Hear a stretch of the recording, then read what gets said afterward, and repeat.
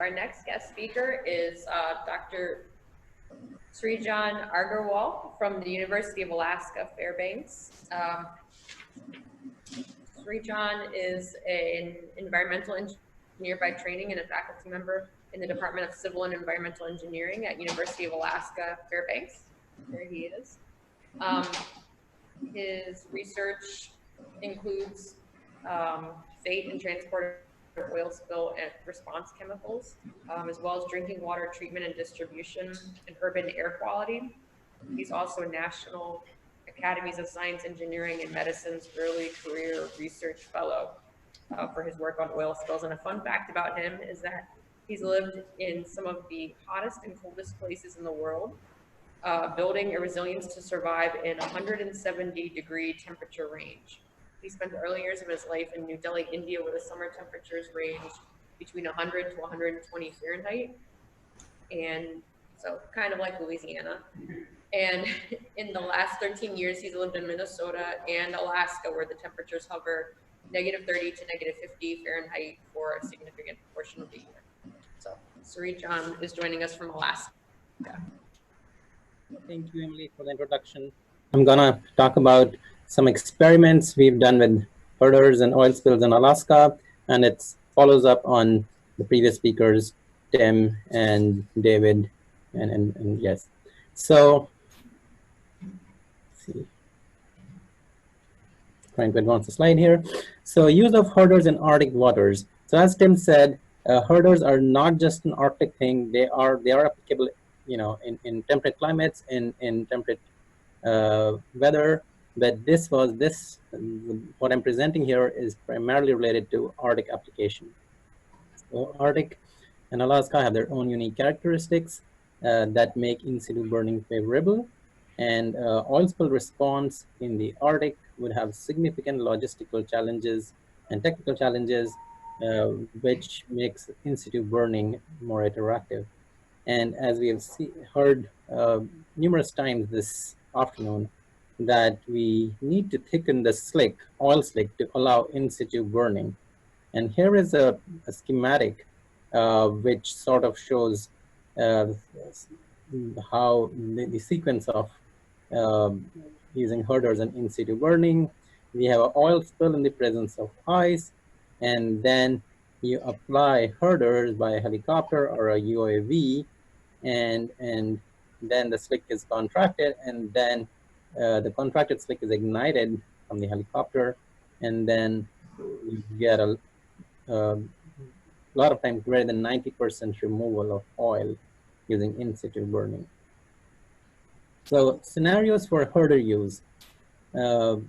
Herders are, as you see, there are like some different options of oil spill response here, and this sort of figure is showing like different ice coverage and different wind conditions.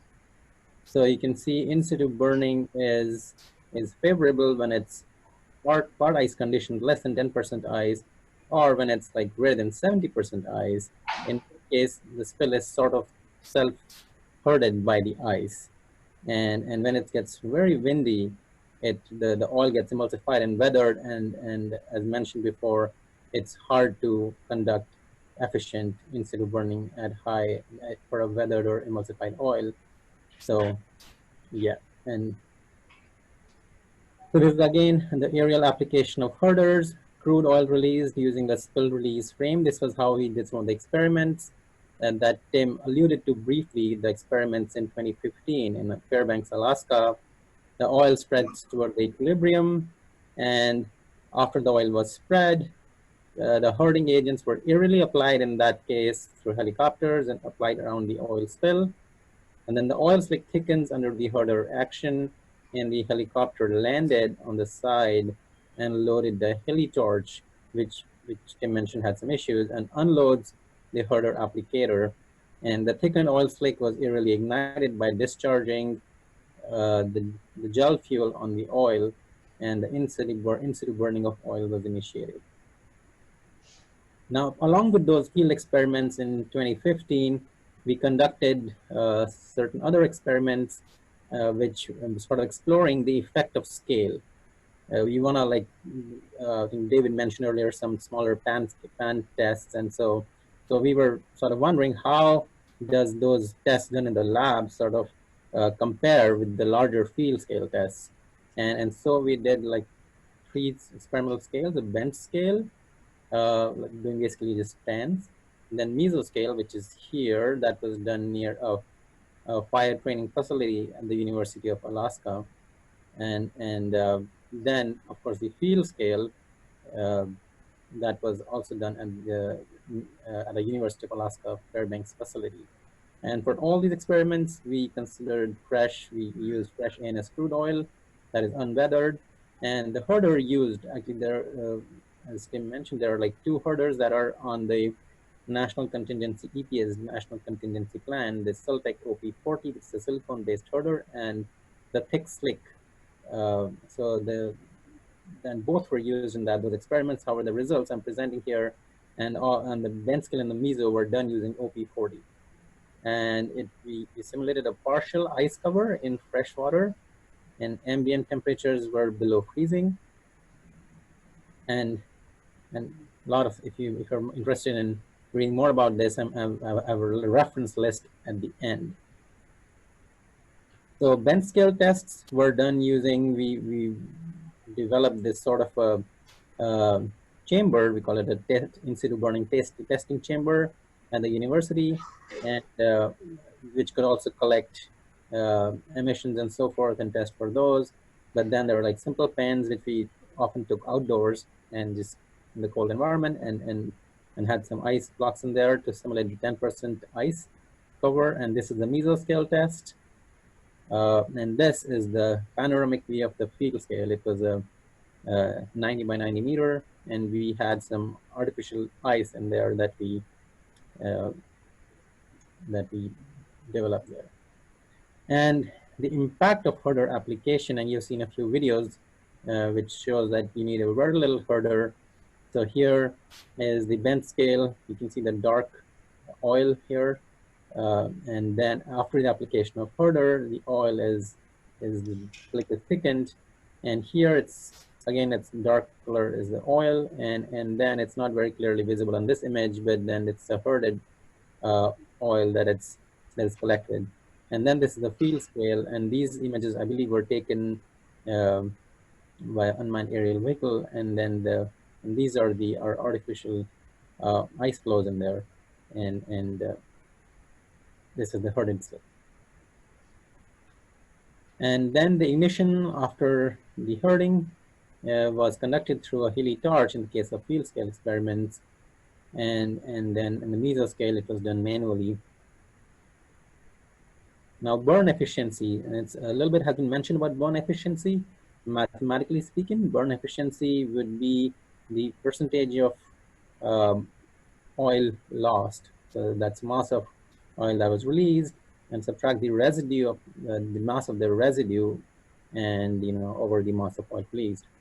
And burn efficiency is an indicator of amount of oil removed after the in-situ burning. And we noticed in our test that burn efficiency increased with increasing scale of the experiment, which was pretty interesting. And that alluded to that indicated that there was this stack or chimney effect that Tim mentioned was going on, was at work. A larger burn produces more energy, which creates stronger convective currents aided by rising mass of the hot air when the burn, within the burn. So sort of it self-feeds. Once there's a huge burn, it sort of starts self-hurting itself and increases the thickness of the slick. The convective currents cause the natural contraction, internal hurting, leading to a higher burn efficiency for larger burns. And letting the burn continue till completion helps achieve higher burn efficiencies. So for some of for example, the meso burns, we had to suspend because the fire here was getting, so the fire officials at the scene, they thought that it's better to extinguish it before natural extinction. So, but in the open waters, where the burn can be continued till completion, obviously will help achieve higher burn efficiency. And breaking of slick into multiple sub-slicks would lower the burn efficiency. And weathering of spilled oil can reduce burn efficiency.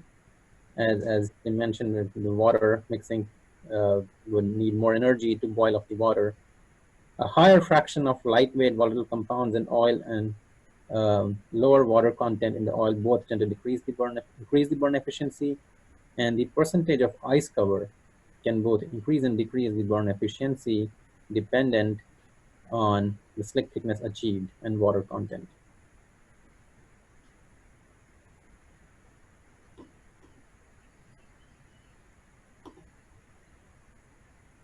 Okay, next thing about herder application rates. So in the literature, the recommended herder application rates are very low. As was mentioned, it's about on order of magnitude lower than what are needed for dispersant applications. And since, and this is because the herder forms a monomolecular layer on the surface of water and reduces the surface tension. And that's how the herders work. And I'll show something about this surface tension upon the application of herder later on. But since it is applied at the perimeter of the slick, the application rates are per kilometer. So this is 5 to 15 liters per kilometer of the perimeter, or 50 to 150 milligram per meter square of the area of the slick. Now, in our the 3 experiments, the bend scale, the mesoscale, and the field scale, we measured sort of the herder application rate, and it was pretty much in the ballpark. But some experiments in the bend scale, we over applied the herder much higher quantities to just see that how the herding is affected by over application of herders, operationally speaking. And we found that it's easier to control the herder application rates in bench and meso tests, and precisely targeting herder application is challenging when done aerially. And so I think what Tim was mentioning about the remotely manned surface vehicle or the jet ski would be a very useful tool to make that application in a field scenario very precise. Now, bend scale experiments that we did over application of herder, they revealed that it was difficult to ignite and sustain the burn when the excess herder was applied. So we did 3 experiments. We didn't do a lot of them, but then with that preliminary understanding from those experiments is that, you don't want to apply too much of that thing. It won't really help. Now, management of burn residues. So these are the burn residues that we saw in the bend scale, in the mesoscale, and the field scale. And in general, the residue of unweathered ANS crude oil floated and could be recovered. As for our experiments, notice that. Now, a previous study by Shigenaka in 2014, they reported highly weathered and emulsified oil from the Deepwater Horizon spill that generally sank. So it depends on the oil and the conditions and the herder about the residue. Now, residue management decisions must be made on a case-by-case basis, considering the net environmental benefit. As a part of the Deepwater Horizon response, it was determined by the US Coast Guard that resources were needed elsewhere, and comparatively considering the residual risk from burn residue was not higher compared to taking care of other burns. Thus, the residue was left to settle into the water column and to the seafloor. So this is some of the herder monitoring on the field study that was conducted, and after the field study lasted for about 5 days, for a week. And as you see, that this plot here is about the surface tension of the water in the field basin, and there was like 1 test conducted each day. So the surface tension dropped dramatically because of the application of herders. And then we monitored the water for a couple of months, and we noticed that the surface tension sort of came back to the pre-test levels. And so, and on the other side, we also mentioned this plot here is showing the OP40 concentration, the herder concentration we measured using GCMS, and we noticed that the herder concentration also dropped pretty, and this is the detection limit, dropped pretty significantly over as the time passed.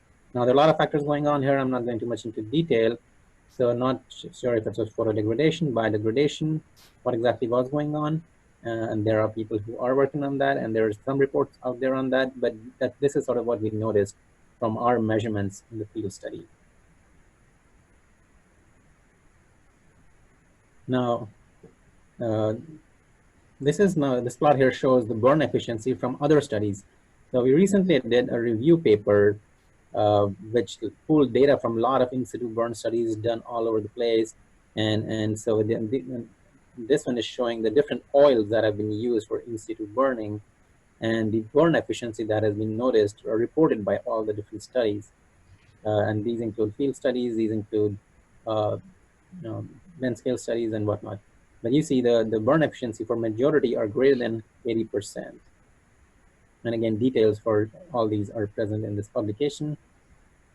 In the same publication, we also pulled data and made this plot of that uses that the thickness achieved by using herders, by different herders. So these on the x-axis are 4 different herders. And the first one is the US Navy, which is now known as a thick slick herder, the OP40, the Corexit OC5, and EC9580.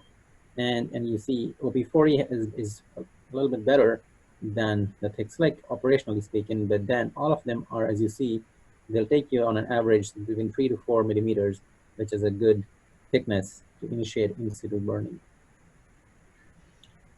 These are all the references that I've used in this talk. And last but not least, I'd like to acknowledge all the people involved in this research, the Joint Industry Program led by Joe Mullen, and Tim Nedved is a part of that as well. University of Alaska Fairbanks, we got some funding from State of Alaska Hydrocarbon Optimization Grant. And then in this field test, personnel from SL Ross, Ian Buist, Steve Potter, David Cooper were involved, and Alaska Clean Seas.